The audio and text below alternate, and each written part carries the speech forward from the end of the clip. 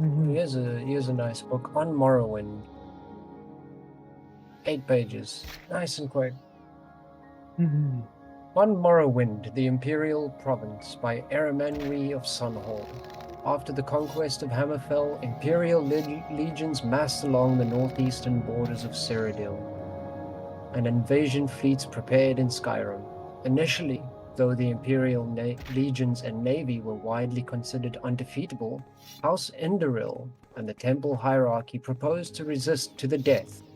Redoran and Dres stood by Indoril, with Telvanni remaining neutral. Hlalu proposed accommodation. Contrived border incidents in Blackmarsh ended inconclusively, but the swampy terrain did not favor Legion and Navy coordination. Against the legions massed west of Silgrad Tower and Kraganmoor, and the legions west of Blacklight and Cormaris View, Morrowind had pitifully small militias stiffened by small companies of Redoran mercenaries and elite units of house nobles and temple ordinators and armigers.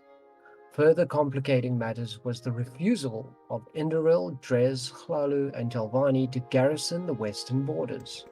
Indoril and Dres proposed, rather than defend the western border, instead to withdraw to the interior and fight a guerrilla war, with Hlalu advocating accommodation and Telvanni remaining neutral.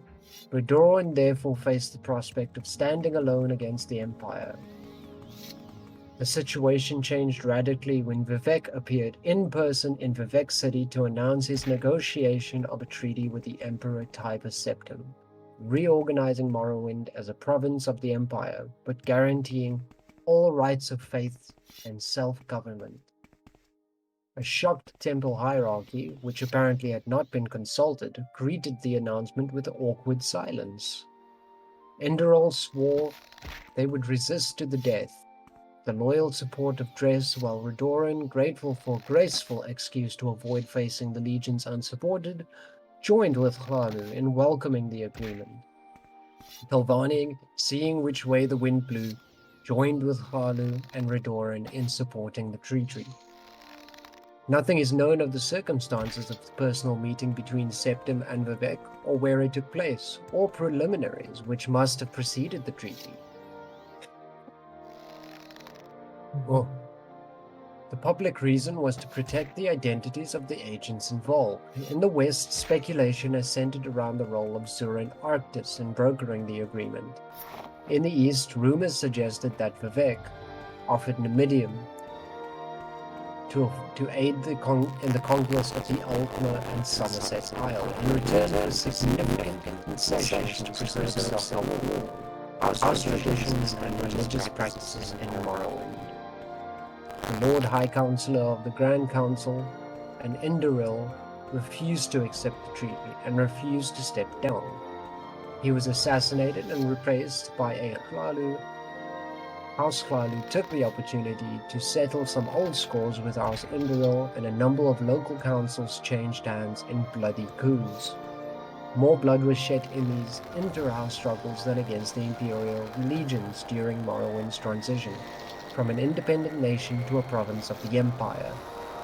The generals of the legions had dreaded an invasion of Morrowind. The Dunmer were widely regarded as the most dreadful and fanatic foes, further inspired by their temple and clan traditions. The generals had not grasped the political weaknesses of Morrowind, which Emperor Tiber Septim recognized and exploited. At the same time, given the tragic depopulation and destruction experienced by other provinces conquered by Septim, and the swift and efficient assimilation of Morrowind into the imperial legal systems and economy, with relatively small impact on lower or upper classes of Morrowind citizens.